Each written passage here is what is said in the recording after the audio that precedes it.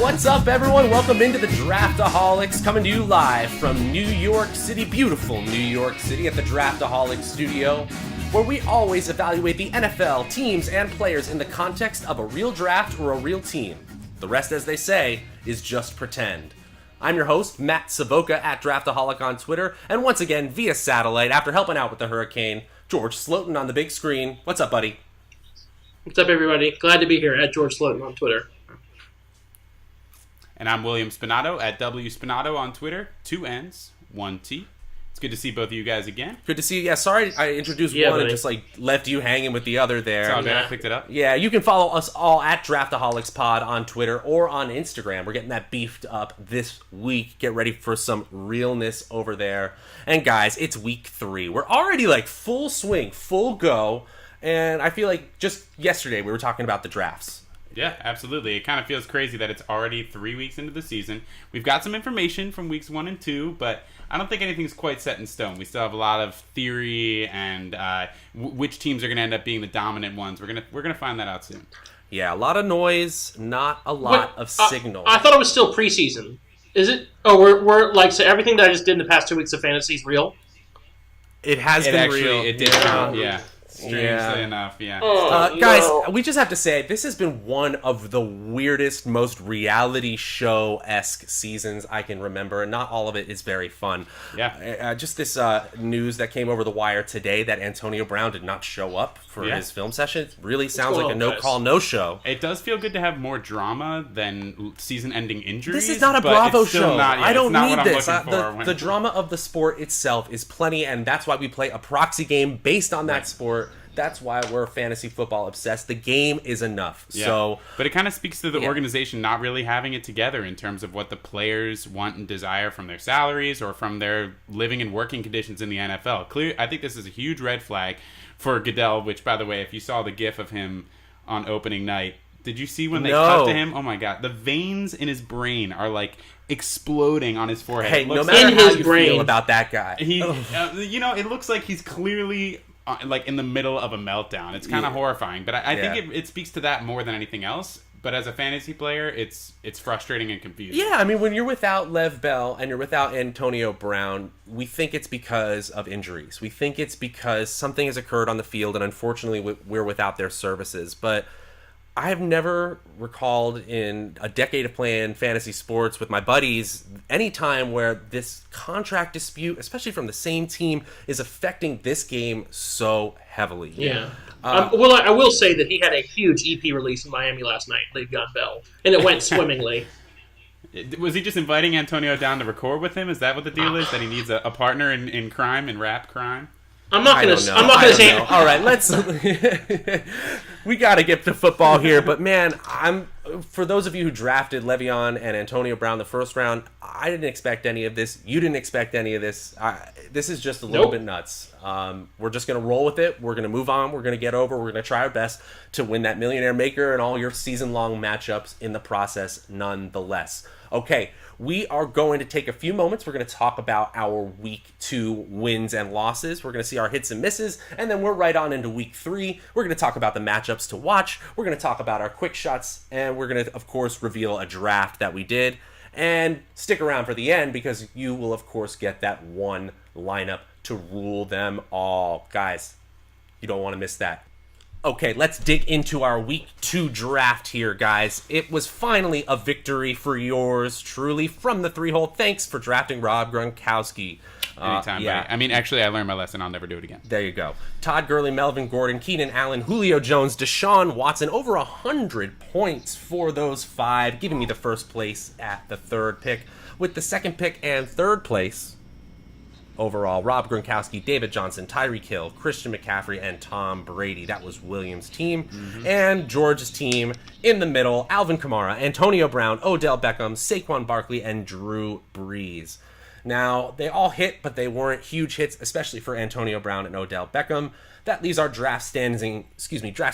1 win for William and I, and George still with 0 wins himself. He'll get it eventually, I'm sure. Yeah, William. you took us this week. You scored over 100, and we were both in the 60s. Yeah. Yeah, I'm going to run down the DFS lineup to rule them all. We had Pat Mahomes at quarterback, who you pretty much had to have at quarterback. Same with James Conner and running back. We didn't quite hit with Isaiah Crowell, but I want to point out that if you had swapped out to the very chalky Tevin Coleman, you might have cashed. Right. Yeah. Then we had Michael Thomas, Julio Jones, and Quincy Enunwa. Enunwa and Thomas doing pretty well for their price. Julio Jones kind of a miss. And then Ian Thomas in the tight end slot, who you could have swapped out as well. I actually swapped him out for Travis Kelce. I had a free FanDuel ticket and also a Reddit free contest, and I cashed in both of them by switching that lineup. Only Ian Thomas for Kelce there, and so that Kelce Mahomes stacks brought me into the green. And then we had Eckler and Chargers, kind of an interesting take on that Gordon Chargers stack, which is going to be a surefire bet. Sadly, we did not cash in either FanDuel or DraftKings. We had 130.64 and 152.54 points in FanDuel and DraftKings respectively. That's not quite enough to cash, but like I said, we made our lineup very early. We were doing some predictions based on the stats and the spreads that we saw, but you could have and he's selling it a little short here because it was 94% of the cash rate. It was real close. And 99% of the cash rate on the DK $1 million contest with one tiny pivot. You're in the black. Guys, if you can take our gut feelings with just a couple hours of collaborative research on Tuesday and match it with what you know on Friday and Saturday, make a few switches, I don't know what to tell you guys. This is the Draftaholics making it easy for you. You can win $1 million this year if you try. I give it a B rating, but we're going to keep on moving on up. So let's go over our quick shots from last week, see if they were hits or misses. For our cash smash, that's the play that we know we could draft in every draft and they'd be just fine. Mike Evans for yours truly, James Conner for George that was, and the Gordon Chargers stack. They all hit. Wide receiver 17 or 12 on DK for Mike Evans. James Conner was the RB9 on FanDuel and the RB7 on DraftKings. And Gordon was the RB2 or 3 on DK. And the Chargers D did just great with 10 points. 3 hits right there, Matty. I think it's 4 hits if you count the Chargers D. Yeah, sure. Bonus hit. Yeah, there you go. Moving on to the faded glory. These are players we do not like after repeat their performances from week 1. Adrian Peterson, he finished RB8 and RB39 respectively. Larry Fitzgerald, wide receiver 81. Of course, we can't foresee that hamstring injury, although 30-something-year-olds get hurt in soft tissue injuries. That happens. And Kenny Stills, 2 touchdowns on 5 targets, did not repeat. Wide receiver 93 performance. I say that is 3 hits on those misses. 3 good misses. Exactly. 3 good misses. We're good at missing. Go. All right. 6 for 6 or 7 for 7 if you want to say, but now it's the floor play, the ugly touches category. This one was a little tougher. Isaiah Crowell, his snaps went up, his rush market share went up, and yet he finished only running back 46. He didn't break off a big one. Yep. Deion Lewis, RB 47 and 48 on DraftKings. Again, the snap share stayed pretty similar, but he saw less of a target share, and he finished in the RB far down the RB 2, 3, 4 category. Alex Smith, big disappointment here at QB 30. Look at those names that finished ahead of him. Josh Allen, Nick Foles, Eli Manning. These were beacons of quarterback performance. He may have done better. Yeah. Yeah, so I'm going to say that's 3 misses there, unfortunately, for the floor play. The usage was there for a lot of it, but we didn't quite get it. And a lot of the same here with our James Washington, Mike Williams, and Kerryon Johnson moonshot picks. But boy, was there just a little bit of a rocket ship up towards the moon. Sure. It just didn't quite get there. James Washington caught his first touchdown, 80% of snaps. He had an 8% target share, up from 0. We do have to give you a shout out, George, because Deshaun Jackson, that extra moonshot that you kind of gave last week to say keeping on with him. Oh man, he's been hitting, huh? That is awesome. I feel like him and Fitzpatrick have this connection that sometimes occurs between quarterback and receiver, and just let it ride, folks. Yes, absolutely. Enjoy it. Kerryon Johnson, he saw his snap share increase, his target share increase. He was on the field with Theo Riddick a bunch of times in that hurry-up offense. I'm thrilled for his future, but I call it a miss here. Yeah, he's got a moonshot coming. I believe it. Just don't know exactly when. It was a little early for that prediction. All right, that was week 2. We're going to post our standings there at Draftaholics Pod on Twitter, on Instagram. I'm telling you as much as I'm telling myself. We got to get that rolling, and we're going to this week. That's my accountability for you on air, folks. Okay, so do you feel it, guys? You feel it? Whoa. Yeah, it's like that was smooth. The Winds of Change. Remember that from Monsters, Inc.? Shh, shh, shh, shh. Do you hear that? It's the winds of change. You hear it? You hear the winds of change? What a creep. One of these days, I am really gonna let you teach that guy a lesson. Remember Randall? Yeah. Wow, that was an interesting shout out there. I like Yeah, it. no. We have changed. We are already on to week 3. Thank you, George. You're Thank welcome. you, George. So we have moved on to week 3 of the regular season, and of course we start with our matchups to watch. That's the matchup we love to see as a fan, as a fantasy analyst. It can either be a team versus a team, a player versus a team. Maybe it's a quarterback up against a vaunted defense. Maybe even a player versus a player, like a wide receiver cornerback matchup. We can't wait to watch. So for week 3, what was your matchup that you can't wait to see, William? I can't wait to see the Chargers take on the Rams in LA. The Chargers have looked pretty good so far. They look like someone we can finally... It would definitely be in LA since they're both in LA, but... Right, yeah. But particularly in I guess they're more home for the Rams. That's a good point, though, in terms of a home crowd. But either way, they're facing a good defense, finally. They've been able to score pretty well, and it looks like the offensive players on their team, even some that we weren't expecting to hit, like Austin Eckler, we could have some production out of them. But they face Kansas City and Buffalo, who are some pretty easy offenses. In fact, they're the easiest offenses to score against in the league. Or defense to score. The defenses to score against in the league. The difference between football right and left. Yeah, I totally do. But now they finally get to go up against the Rams, and that's a challenge where we get to see if they can actually contend for the playoffs this year. You know, I'm thinking about some of my Charger fan pals that have been, excited to have some excellent players, but never really got to root for a winning team because somehow they always drop the ball. This is a chance to see if they're going to be able to carry through to another win here. George, which matchup are you interested in watching? Oh, boy. Bill Belichick. I just want to see them hug it out at the 50-yard line. Bill will probably tap him on the head and say, there, boy, it's okay, going 0-3. The Lions can't win. They almost came back and beat the 49ers, but they didn't. I, along with the rest of the nation, hope to see Josh Gordon suit up for this game. I'm not anticipating it, but I'm excited to see what he does. Randy Moss 2.0 is what some people are calling him, and I wouldn't go that far, but I certainly see the similarities. The Patriots' offense last week looked bad against the Jaguars. It is the Jaguars, so it doesn't surprise me even for someone like Tom Brady. But Tom hasn't broken 300 yards passing in a game yet, and I know it's only been 2 weeks, but I think this will happen against a shoddy Lions defense and a shoddy Lions offense. I mean, I think that Golden Tate, Kenny Golladay, Marvin Jones, Matt Stafford, they all will have good fantasy weeks often, but I don't think it's enough to keep up with the Tom Bradys and the Chris Hogans and the Rex Burkheads and James Whites, yada, yada, yada. So I'm excited to see Matt Patricia go 0-3. I don't think he's a great defensive coach. I don't think he's a great coach. So I'm excited to see him lose to his guardian, if you will. I don't know, his mentor. You wanted to say it. Just Daddy. say Daddy. Lose to No, his daddy. don't. You want No. Daddy's here, and Daddy is going to take care of you. Please don't refer to yourself as our daddy. I am your big daddy, and I am going to kiss the boo-boo. Little Andy is afraid. Andy's afraid? Yeah. Are you all afraid? No. Daddy's here for you, my widow angels. Okay.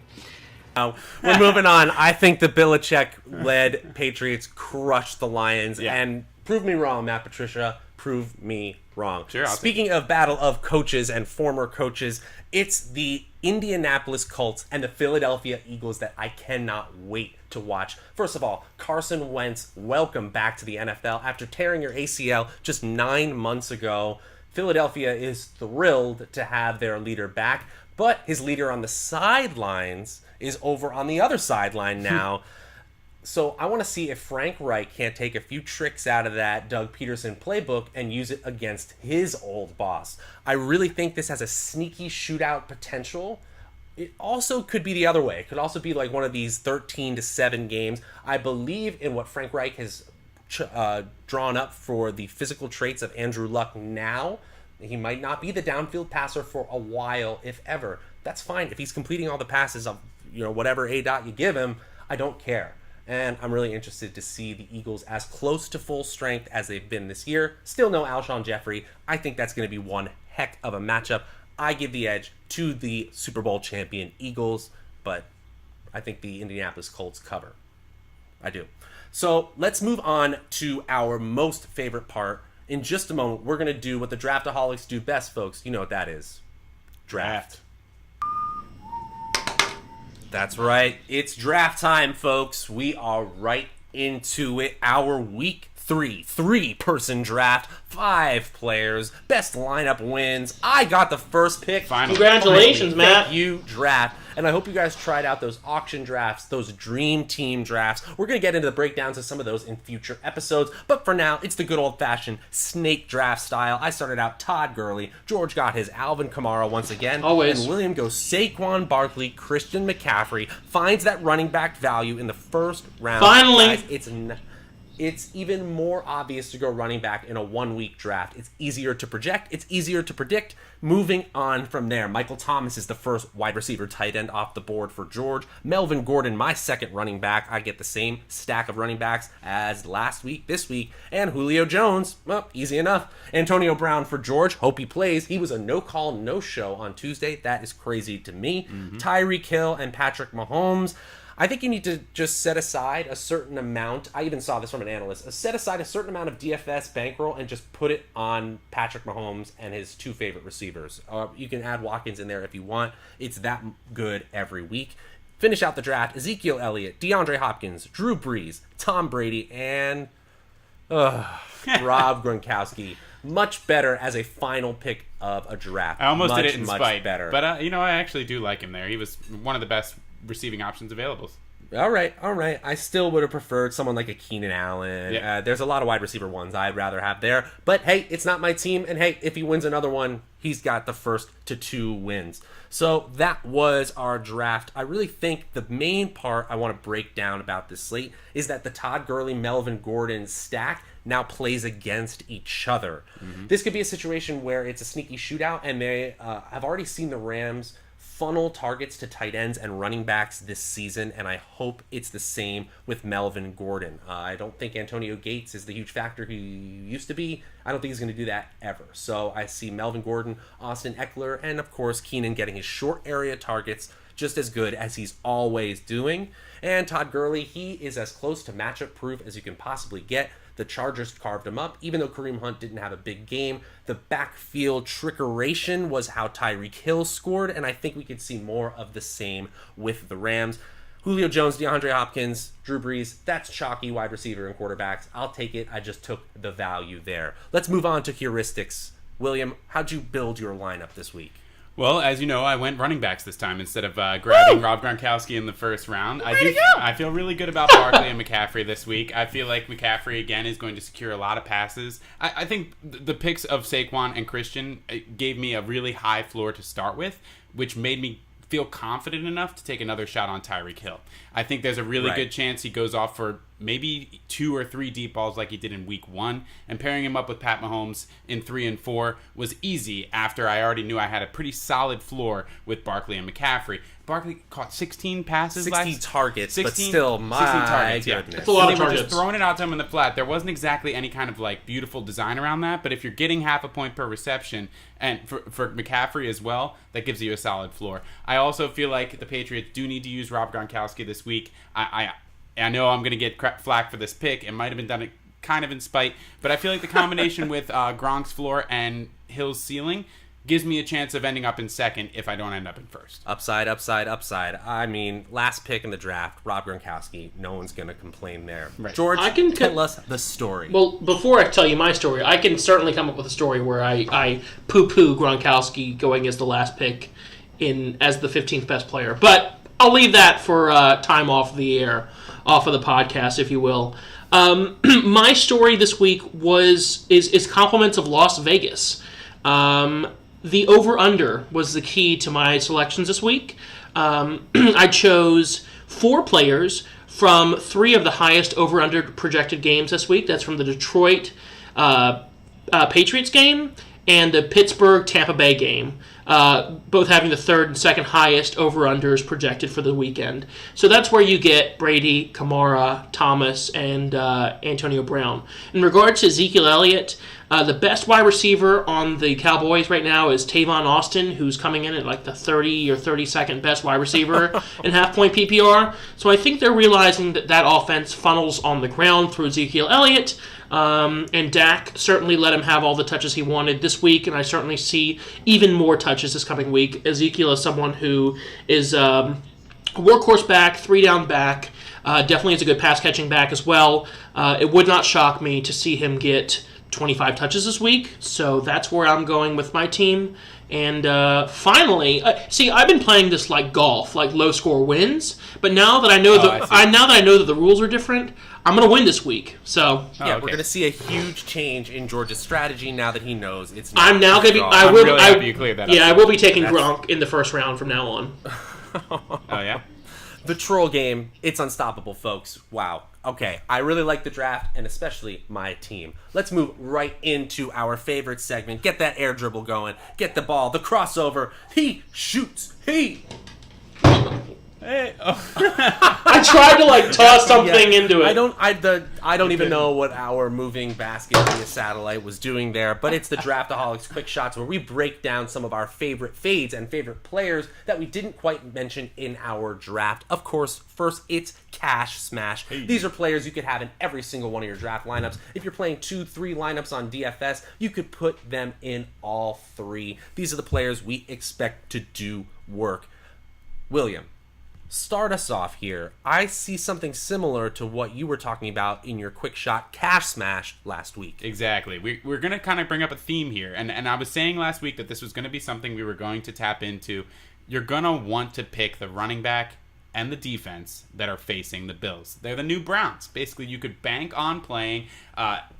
you could bank on winning against the Browns last year, and when you can bank on winning against a team, it's a pretty good shot that your running back and your defense are going to do a pretty good job. They face another, the thing about Cook and the Vikings D is that they can take that to another level, right? Dalvin Cook has the workload. He's been in on 75% of the snaps. The defense is good. People reach for the Vikings D even in redraft leagues. That turns a chalk pick of the running back and the defense against the Bills as a pick you have to have in your lineup in order to be able to catch tournaments. George, what are you saying here? Why are you saying no? I often do this when William talks anyway. Okay, good. Well, I really like the call there. I really do feel like Dalvin Cook and the Vikings D are a great pick because of the matchup, as we said, but also there are a couple of interesting matchups that I think are going to be possibly the new hotness, which might keep their ownership a little bit lower than what we expect. Right. First of all, I don't really care when it's a great running back defense matchup. Just find value in other areas of your lineup. Right. But with the Chicago Bears having a great Monday night matchup and playing the Cardinals, who might have the worst offense in the sport right now, if it's not the Bills, and the Jacksonville Jaguars possibly having an opportunity to go up against the Blaine Gabbert Titans. Right. I know they were competent last week, but I still think the Jacksonville D will be highly owned against that backup quarterback, making the ownership of that combination a little bit lower than it should be. Right. Okay, let's move on here. Ryan Fitzpatrick. What a world we're in, but he's a cash smash for George. We're cashing him. Tell us the reason. Yeah, I mean, the numbers don't lie, guys. If you watched the game this week, Pat Mahomes tore up Pittsburgh, tore them up. And the Pittsburgh defense didn't even look great against the Browns. Granted, it was in the rain in week 1. But Ryan Fitzpatrick has thrown for 400-plus yards in both games, 8 touchdowns, 1 interception. The Pittsburgh defense has given up the second most points to opposing quarterbacks. Big Ben struggles on the road, so I don't foresee a great offensive outing for Pittsburgh. And Deshaun Jackson, hello, sees my seasonal moonshot, my moonshot of week 1 and 2. He's the wide receiver 3 currently in half-point PPR leagues with 9 receptions, 275 yards, and 3 touchdowns through 2 weeks. If you saw the picture of Ryan Fitzpatrick looking just dapper as ever behind the podium, looking like a Conor McGregor. I mean, if nothing says cash mash like Conor McGregor. So that's where my money's at for this week. Crazy. I don't believe it. Emphasis on the smash there. Yeah. My cash smash this week, Gio Bernard. Unfortunately for the Joe Mixon season-long fantasy owners, it's going to be a few weeks. He's had a cleanup procedure, I believe, and that means Gio Bernard is stepping in just as he did at the end of the season last year. We literally talked about this a month ago on the Draftaholics podcast, Sure did. talking about the upside of Gio Bernard if this were to occur. As a fan of the Bengals offense the first 2 weeks, I'm happy that we're going to see Joe Mixon again, but let's talk about those target share numbers. As Joe Mixon was battling that knee injury in week 2, we saw Gio Bernard's target share change to exactly the same as what we saw last year. 3.6% target share in week 1, 19% in week 2. Mixon still had a 2.4% target share in week 2 since he played part-time. We have to assume while he's out, those targets funnel over to Gio Bernard. Mark Walton is going to be active, their rookie 4th-round running back pick, but I think this is a 7-target Chris Thompson type floor for Gio Bernard on top of the running back rushing touches that he's going to get. I don't really care. The price is right on DFS. I don't care if he's chalky and he's going to have high ownership. Let's just play the cheap play. Yeah. Gio Bernard until Maddie, notice. Call me crazy, but I see a world where he gets 10 or 12 targets and ends up with 8 catches on the week. He has an easy way to 100 yards on the ground and through the air combined. And chalky or not, I agree with you, Matt, 100%. Yeah, especially for the price. You can build your whole lineup around slotting him in. Right. There's so many options. You can have a Kamara and a McCaffrey and, find ways to save other ways when you have Gio Bernard. So that's our cash smash play. Now we flip it over to our faded glory. This is a player that had expectations or had a good performance in the weeks past, but we don't believe it's going to continue. And while the rest of the public is still on him, we're saying no. I'm going to start here with David Johnson. Guys, I think it's time to panic with David Johnson. Sure. I'm really scared. So if he's not getting the elite target share that we expect from an RB1, the idea that he is a top-tier first-round pick, just gone. Exactly. Just gone. Mike Clay tweeted out, the ESPN analyst, he said that every single run for David Johnson was supposed to go between the tackles. Now, he bounced a few outside, but if he's not even getting chances to break tackles outside, he's outside the top 50 in evaded tackles per touch. That's juke rate on playerprofiler.com. That is not going to get it done. One thing I noticed as I was watching the Giants versus the Cowboys, from an analytics perspective, these were not efficient pass calls for Saquon Barkley during his 16 targets, but he was still breaking tackles left and right. I mean, turning a 1-yard loss into a 2-yard gain consistently. David Johnson is not even capable of doing that right now. I'm off him in season long. I'm off him in DFS until the Cardinals figure it out. Also, no goal line carries because they don't get there. That's bad. Okay. It's bad. All right. Who's next? We got George. Me? Why are you fading Keenan Allen? Guys, Keenan had a stellar week 1 and a mediocre at best week 2. I mean, he didn't see Pater. That was given over to Mike Williams and Melvin with three touchdowns. But just as you want to play the Bills if you're a defense, you don't want to play the Rams if you're an offense. The Rams may be the best defense in the league. They are devastatingly good. They are exceptional. I've watched the entirety of both of their games, and they've only allowed 12 catches to wide receivers for a total of 98 yards over the 2 games. They completely shut down Amari Cooper, Jordy Nelson, my buddy, my friend, my pal Larry Fitzgerald, and the combination of Christian Kirk, among other wide receiver 2s on the Cardinals. The Rams are at home. I expect a heavy dose of Melvin and dump-offs galore to Melvin and Austin Eckler. I am fading Keenan this week, and anybody else who plays the Rams, fade them the whole year.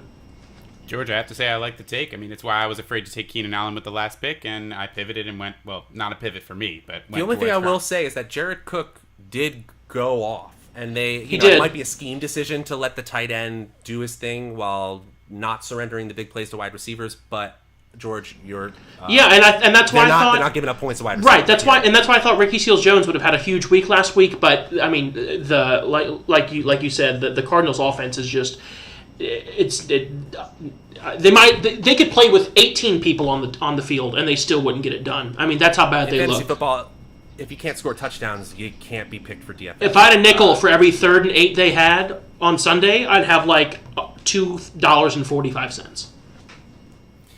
The inefficiency knows no bounds. William, what do you got? My faded glory is actually pretty sad himself because he already is pretty faded, but I definitely would not even consider starting Carlos Hyde.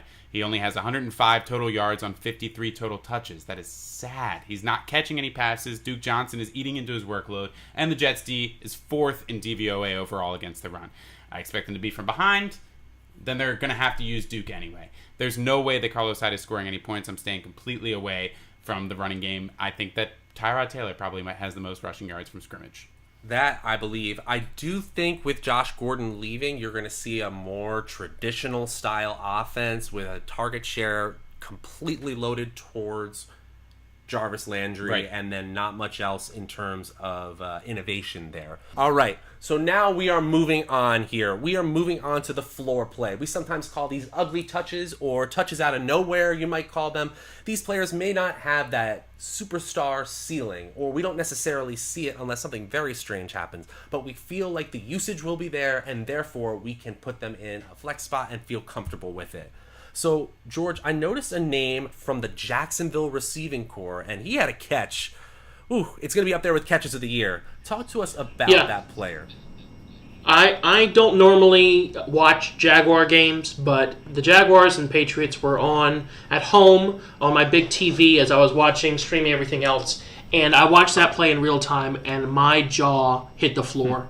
Keelan Cole, guys, he's the real deal. He was 7 for 8, 116 yards, and a touchdown against the Patriots. That one-handed catch was ridiculous. He's averaging 14 yards per target. The Tennessee Titans cornerbacks are terrible. They've given up the 6th most catches to wide receivers since the start of 2017. They've already given up 4 touchdowns in 2 games to wide receivers and almost 475 yards in the air to the wide receiver position through 2 games. That's the 2nd most points allowed to the wide receiver position in the NFL so far. Blake Bortles is proving himself to be more than a formidable quarterback. He started this run at the end of last year, and he's continuing his hot streak. No Leonard Fournette. Blake Bortles looks confident. The Jaguars' defense used to be the key cog of this team, but the offense is not walking away easily. Austin Seferian-Jenkins with a big touchdown last week. Call me crazy, but the Jags' offense is legit. I can't believe we're saying that and meaning that, but that was amazing. That Keelan Cole catch was really good. They look good. They took down the Patriots by being aggressive in the passing game. I mean, Blake Bortles looked good. He has lots of good receivers to play with this year, which I feel like he hasn't always had a core of quality guys that he can look across all of his reads and make a play. They were able to take down the Patriots. I can see him continuing to roll. Man, yeah, I love that pick. So I'm going to go with a dueling floor play here, and I do have to mention 2 players. I'm sorry, guys, but I want to talk about a record that Matt Forte currently holds. It's the single-season running back receptions record at 104. Currently, folks, we have 6 running backs on pace to break that receptions record. The new NFL. Now, unfortunately, we know that injuries will take some of them down for a certain period of time. We unfortunately don't know who at this point. The names are a lot that you'd expect. Christian McCaffrey, Saquon Barkley, Melvin Gordon, Alvin Kamara. I almost said Elvin Kamara. That's a language, maybe. There are 2 names that are on that list as well and are therefore floor plays until further notice, and that's Chris Thompson and Theo Riddick.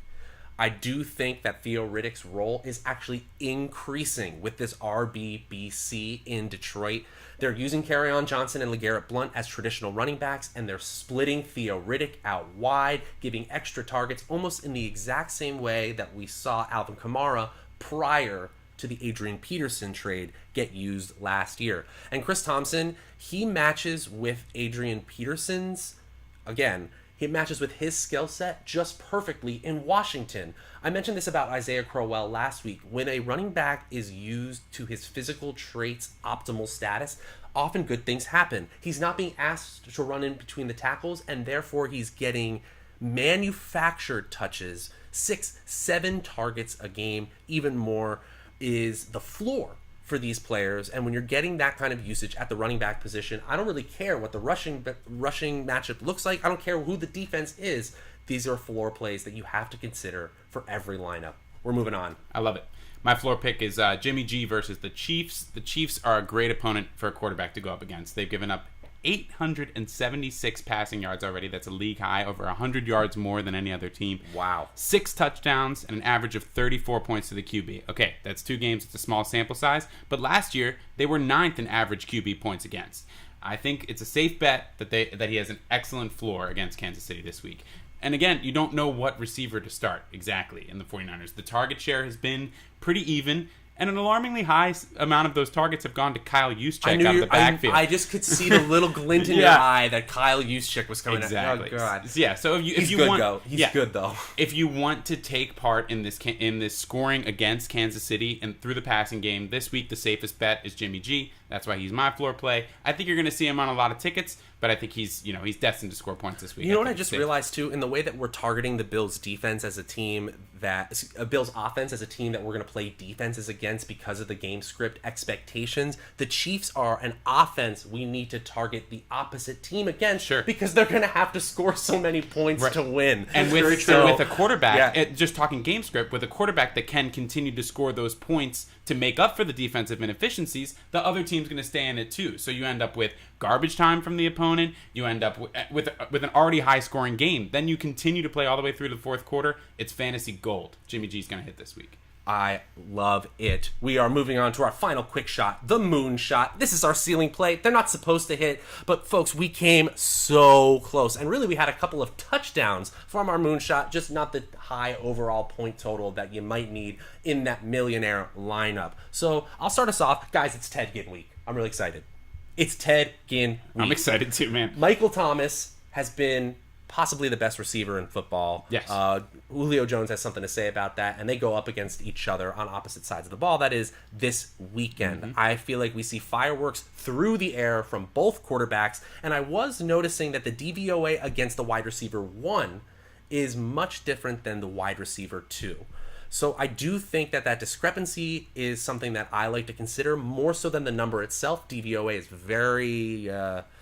it moves a lot. It moves around a lot this time of year, but that discrepancy between wide receiver 1, wide receiver 2, and actually high marks against the running back is what leads me to Mr. Ted Ginn. Don't get mad at me if it's Traquan Smith or another one of these auxiliary weapons, because Drew Brees will get it to the open man, but it's Ted Ginn week. Put him in your lineup. Do you mind explaining DVOA to those at home who may not know what that stat is? DVOA is a stat developed by Football Outsiders. You can check them out at footballoutsiders.com. It stands for defensive value over average. And essentially what that means is it takes the play and looks at some of the details like the down, distance, the score, and it compares the outcome of that play versus the average outcome of that specific play. So it takes into consideration the same game situation and game script narratives that the players themselves are putting into the game itself. So it's a good way to look at how teams compare to each other on an average play.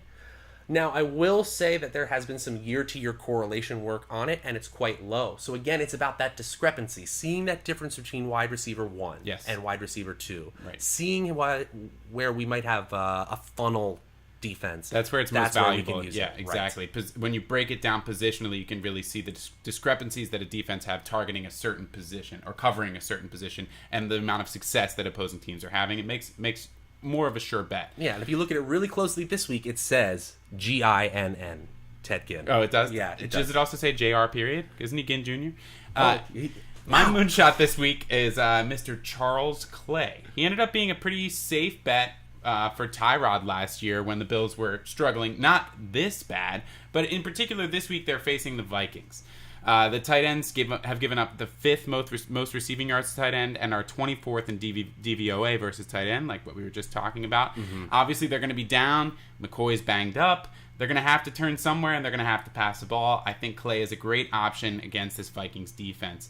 Last week, they gave up 95 yards to Jimmy G. And this week, Clay could They gave up 95 yards to Jimmy G's tight ends. Clay could definitely hit that. Yeah. Yeah, because he threw to a combination of tight ends last week. Wasn't there some? Yes, there was a Selleck touchdown. Yes, there was. He also made a couple of catches too. It wasn't the Kittle show, but in terms of tight end in Buffalo, it's the. There were a couple plays I noticed where they had Kyle Juszczyk, Garrett Selleck, and George Kittle all lined up. That is a lot of big, blundering Caucasian men. Well, what I like about seeing the Bills, it is interesting. What I like about seeing the Bills against the Vikings is it's more of a funneled approach in terms of who's going to catch passes there. It's probably going to be Clay or Benjamin. I'm going to bet on Clay this week. Yeah, they're all super talented. During the off season, I hear that they all actually work for Secret Service. All three of those guys, Breida and Kittle and oh no, Kittle, Juszczyk. Oh, gotcha. And Selleck. Yes, absolutely. George, please save us from ourselves. Who's your moonshot this week? Tariq Cohen, or Tarak Cohen, depending on who you're speaking to. He exited with an injury last week. Never great, but I think he's going to be okay. Arizona allowed the most points to running backs in PPR format through the first 2 weeks. The bad news is the Bears haven't had a running back hit pay dirt yet. I think it's time. I think this week is time. Tariq is also a special play if you, in your points system settings, have points for punt return yards. Tariq had an amazing return of 40 or 45 yards, almost broke it for a touchdown last week. So gifted. I expect the Cardinals to punt the ball a lot. The only downside with Tariq Cohen is that he averages about 25 snaps a game. I hope that goes up to 30 or 35 if they start to sit Jordan Howard after a blowout, which is what I'm hoping for. I'd love to see him touch the ball 10 or 12 times with the potential for 4 or 5 catches. I don't see Benny Cunningham eating into his time, even if Jordan Howard sits. This is somebody who is really gifted. We saw it last year in the beginning of 2017 as a pass-catching back, as well as being really, really, really speedy. And I think the Bears running back core will have a touchdown or 2 in this game. I think it's their time. All right. Well, obviously, if he doesn't play, we're going to sit him out. But I do have to say that injury, especially when it occurred on Monday Night Football, it might reduce his ownership. If he's good to go, he's got a phenomenal matchup. I like the call a lot, George. All right, we're almost done here. Before we head out for the Week 3 games, we like to leave you with one lineup to rule them all. That's right, one lineup from our collaborative research that we believe can start your core lineups. This one might just win us the million itself, but like we were talking about, one change here or there often puts you way above the field. Take this knowledge, mesh it with the knowledge that you have late in the week with all the research you've already done, and then you guys are going to have those cashing Go lineups. make some money, yeah. William, tell us who we got this week. So our lineup this week is on FanDuel, which we definitely want to point out because the pricing, you wouldn't be able to get all these guys in DraftKings, which often means we found a lot of value here. At quarterback, we got Carson Wentz. We're putting Dalvin Cook in at running back and Chris Thompson, what we talked about with that floor earlier, and smashing with the Vikings D. The wide receiver, T.Y. Hilton, we stacked Nelson Aguilar with Carson Wentz. We're throwing in one of Pat Mahomes' options, Sammy Watkins. At tight end, we got Jared Cook. At flex, I just realized he's in our flex spot. Alvin Kamara. Okay, we can play him there. And then, of course, at defense, we got the Minnesota Vikings going up against the Bills. And if we do get word that Dalvin Cook is going to miss this game with that hamstring injury, then we pivot right on over to Latavius Murray, and then we get Corey Clement, another running back, who's going to get a lot of touches with other running backs out this week. Then we get super chalky at wide receiver, Antonio Brown and Julio Jones. Keep Nelson Aguilar and his large target share in there. Eric Ebron, another tight end we really like this week, and Gio Bernard, we already talked about it. Cash smash. Keep the Vikings D, and that's 1.5 lineups to rule them all this week. A little bonus content from the Draftaholics. I really love this lineup. I feel like we have some really amazing scoring players available, and it just fit under the FanDuel cap, which when we flipped over to try to fit the lineup into DraftKings, it's a good sign that we found some value plays there. Yeah, I believe it was 99.8% of the FanDuel salary and 110% of your DraftKings salary, so you could not do this lineup here. Nelson Aguilar with almost 30% of the Eagles' targets. This has changed. Mike Wallace has a broken leg. Alshon Jeffrey is nowhere to be found. Zach Ertz is still going to get his in the red zone, but I want to see Aguilar as this first-round wide receiver pedigree finally gets his time. It's finally his chance, I think. Guys, that's our one lineup. That's the way we're going to win and take down week 3. It's been an amazing week. I really, really love this time of year. Make sure to focus on those running back receptions. We've never seen anything like this in NFL history. It's a sign of the changing game. It's really cool to see these gadget players come to life. So many matchups to watch. It's a great time of year. I'm Matt Savoca at Draftaholic. Did you see me almost forget my name? I was like, I'm Matt. Yeah, I really know my name. Matt Savoca at Draftaholic on the big screen. 0-2 in my home league, but that's going to change this weekend, guys. At George Slotin. Follow me if you dare. And I'm William Spinato at W Spinato on Twitter. That's 2 N's, 1 T.